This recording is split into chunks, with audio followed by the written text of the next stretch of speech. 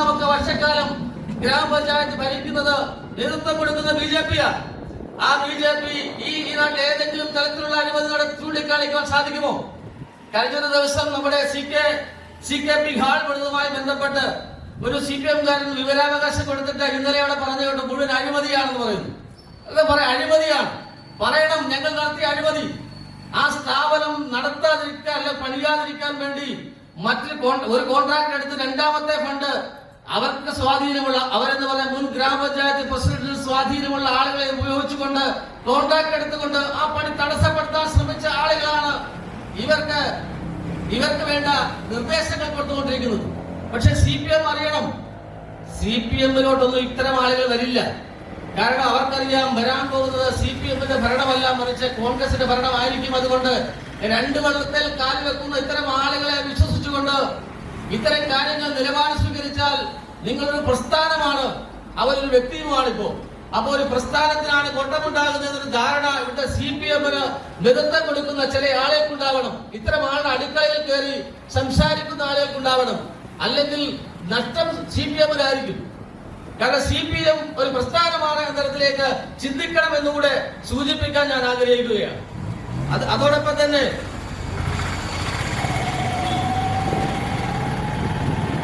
അവര് മറ്റൊരു കാര്യം പറഞ്ഞ ഗ്രാമപഞ്ചായത്തിന്റെ റോഡുകൾ തകർന്നു കിടക്കുന്നു. നാം അറിയണം, അത് ശരിയാണ്. എന്തുകൊണ്ട് എന്ന ചോദ്യത്തിനോട് ഉത്തരമാണ് നമുക്ക് വേണ്ടത്. കഴിഞ്ഞ വർഷം 1,25,00,000 രൂപയാണ് ഈ ഗ്രാമപഞ്ചായത്തിന് സംസ്ഥാന ഗവൺമെന്റ് അനുവദിച്ച തുക. സാധാരണ 3 ഗഡുക്കളായിട്ടാണ് നമുക്ക് നൽകുന്നത്. 41 ലക്ഷം രൂപ ആദ്യ ഗഡു അനുവദിച്ചു.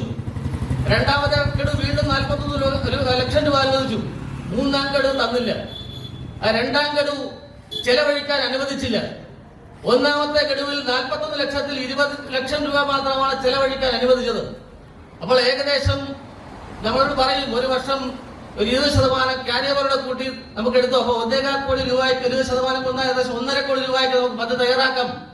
ഞങ്ങൾക്ക് കഴിഞ്ഞ പ്രാവശ്യം നഷ്ടം ഏകദേശം 1.25 കോടി രൂപയ്ക്ക് നമ്മുടെ നാട്ടിലെ ഗ്രാമീണ റോഡിനെ സഞ്ചാരയോഗ്യമാക്കാൻ സാധിക്കാതെ വന്നത് എന്റെ ഗ്രാമത്തിൽ മാത്രമല്ല, തൊട്ടടുത്ത് ഇരുവൂർ പഞ്ചായത്തിലും കുന്നത്താനം പഞ്ചായത്തിലും അടക്കമുള്ള സമീപ പഞ്ചായത്തുകൾ നാം പരിശോധിച്ചാൽ സംസ്ഥാന ഗവൺമെന്റ് നമുക്കറിയാം, പത്രമാധ്യമങ്ങൾ നമുക്ക് പറഞ്ഞിട്ടുണ്ട്, ഗവൺമെന്റ് പണമില്ല.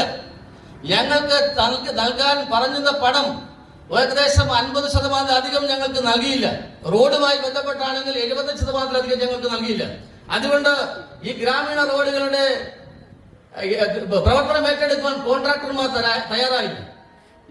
ഞങ്ങൾ ചിന്തിച്ചു ഈ വർഷം ആ പണം തരും. പക്ഷേ സംസ്ഥാന ഗവൺമെന്റ് പറയുന്നു ഈ വർഷം വീണ്ടും ഞങ്ങൾക്ക് 1.25 കോടി രൂപയാണ് അനുവദിച്ചത്, പ്ലസ് 20% ക്യാരി ഓവർ 1,80,00,000. ഞങ്ങൾ ആ പഴയ പണം കിട്ടും, ഈ വർഷത്തെ അനുവദിച്ച പണം കിട്ടുമെന്ന് കരുതി ഞങ്ങൾ പദ്ധതി തയ്യാറാക്കി.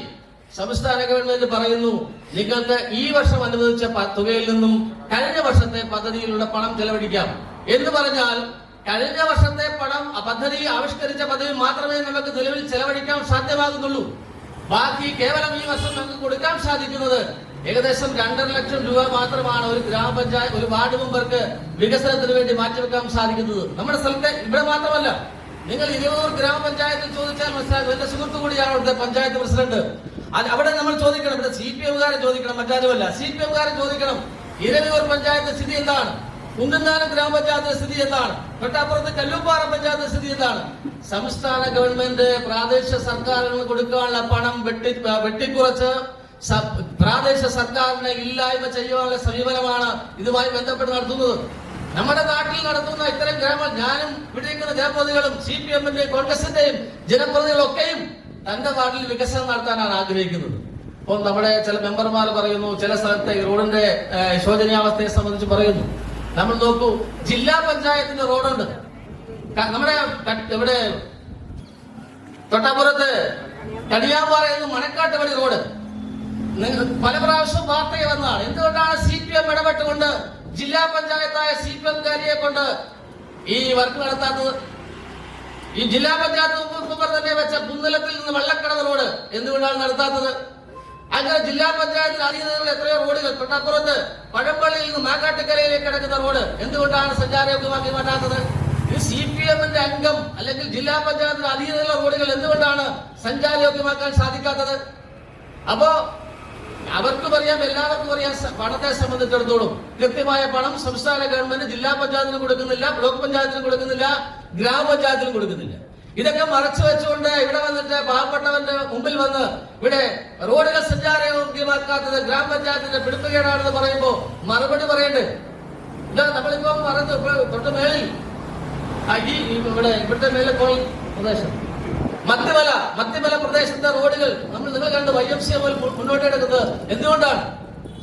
നമ്മളെ ജനപ്രദേശത്തെ സംബന്ധിച്ചിടത്തോളം നമ്മൾ ആദ്യം ചിന്തിക്കേണ്ടത്, വെക്കേണ്ടത് ഏറ്റവും കൂടുതൽ വാഹന ഗതാഗതം വരുന്ന റോഡുകൾ ആദ്യം ചെയ്യുക എന്നുള്ളതാണ്. അത് ചെയ്യേണ്ടത് ആ ജനപ്രതിനിധിയാണ്. അതാത് വാർഡിലെ ജനപ്രതിനിധികൾക്കാണ് ആ തോന്നലുണ്ടാവേണ്ടത്. എന്റെ വാർഡിൽ ഏറ്റവും കൂടുതൽ മോശമായി കിടക്കുന്ന റോഡുകൾ ആദ്യം വെക്കണം എന്ന് ചിന്തിക്കാത്തത് ഭാരതീയ ജനതാ പാർട്ടി കുഴപ്പം കൊണ്ടല്ല. നിങ്ങൾക്ക് എന്റെ വാർഡിലോട്ട് വരാം. അപ്പൊ അത്തരത്തിൽ ഏറ്റവും മോശമായി കിടക്കുന്ന റോഡുകൾ അങ്ങനെ ചെയ്യാതിരുന്നത് ഞങ്ങൾക്ക് BJP ഭരണം കൊണ്ടത്തെ പ്രശ്നം കൊണ്ടല്ല. അപ്പൊ അത്തരത്തിൽ സംസ്ഥാന ഗവൺമെന്റിന്റെ പിടിപ്പുകേട്. അതുകൊണ്ടാണ് ഞങ്ങൾ പറഞ്ഞത് ഗവൺമെന്റ് പണം തരണം. ഇപ്പോഴും നമുക്ക് ഒരു അലോട്ട്മെന്റ് മാത്രമേ വന്നിട്ടുള്ളൂ.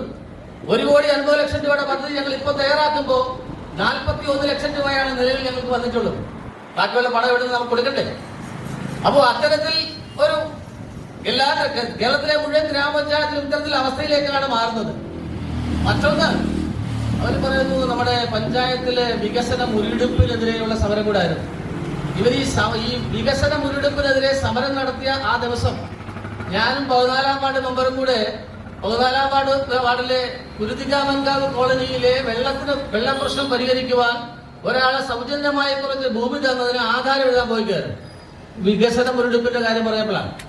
അപ്പൊ ഞങ്ങൾ ആധാരം എഴുതാൻ പോയില്ല. ഞാൻ ഇവിടെ എല്ലാ പരിപാടിക്കും ഞാൻ അവിടെ കാണുന്ന ആളാണ്. ഞാൻ അവിടെ ഉണ്ടാകുമായിരുന്നു. അപ്പൊ ഞാൻ തിരിച്ചു വന്നിട്ട് ഞങ്ങളുടെ മെമ്പർമാരോട് പറഞ്ഞു, CPM മെമ്പർമാരോട് പറഞ്ഞു, ഞങ്ങള് ഒരു ആധാരം എഴുതാൻ പോയിക്കാണ്. ഈ നാട്ടിലെ കുടിവെള്ള പ്രശ്നം പരിഹരിക്കുന്നതിന് വേണ്ടി സൗജന്യമായ ഭൂമി തന്നത് എഴുതാൻ പോയിക്കായിരുന്നു. നമ്മുടെ നാട്ടിൽ എത്രത്തോളം ഈ കഴിഞ്ഞ 3.25 വർഷം കൊണ്ട് എത്രത്തോളം ആളുകൾ, എത്ര ആളുകൾ ഈ ഗ്രാമപഞ്ചായത്ത് സൗജന്യമായി ഭൂമി തന്നു. ഞങ്ങൾ ഈ ഗ്രാമപഞ്ചായത്ത് ഭരണസമിതിയെ വിശ്വസിച്ചുകൊണ്ടാണ് 2 അംഗൻവാടിക്ക് ഭൂമി സൗജന്യമായി തന്നു. ഒരു അംഗൻവാടി പണി നടക്കുന്നു. ഒരു അംഗൻവാടിക്ക് ബഹുമാനപ്പെട്ട MLA തന്ന 20 ലക്ഷം രൂപ നമുക്ക് തന്നെന്ന് പറയട്ടെ. MLA എന്റെ വാർഡിലാണ് നൽകിയിട്ടുള്ളത്. അതിന്റെ എസ്റ്റിമേറ്റ് എടുത്ത കാര്യങ്ങൾ നടക്കുന്നു. CK പത്മനാഭൻ സ്മാരക മുൻ ഗ്രാമപഞ്ചായത്ത് പ്രസിഡന്റിന്റെ പേരിൽ സ്മാരകം നിർമ്മിക്കുവാൻ ഗ്രാമപഞ്ചായത്ത് തീരുമാനിക്കുന്നു. എവിടെ പ്രധാനമന്ത്രി ഗ്രാമീൺ സഡക് യോജന ഈ കവിയൂർ പഞ്ചായത്ത് 4,07,00,000 രൂപ കേന്ദ്ര സർക്കാർ അനുവദിച്ചത് ഇപ്പോഴാണ്. മിനിഞ്ഞാൻ തന്നെ എന്റെ വിളിച്ചു പറഞ്ഞു അതിന്റെ ടെൻഡർ ആയിട്ടുണ്ടെന്ന് പറഞ്ഞു. ടെൻഡർ ആയിട്ടുണ്ട്. കഴിഞ്ഞ 1 മാസം മുമ്പാണ് കേന്ദ്ര ഗവൺമെന്റ് അതിന്റെ ഭരണാനുമതി ലഭിച്ചത്. മിനിഞ്ഞാൻ ടെൻഡർ ആയിട്ടുണ്ട്.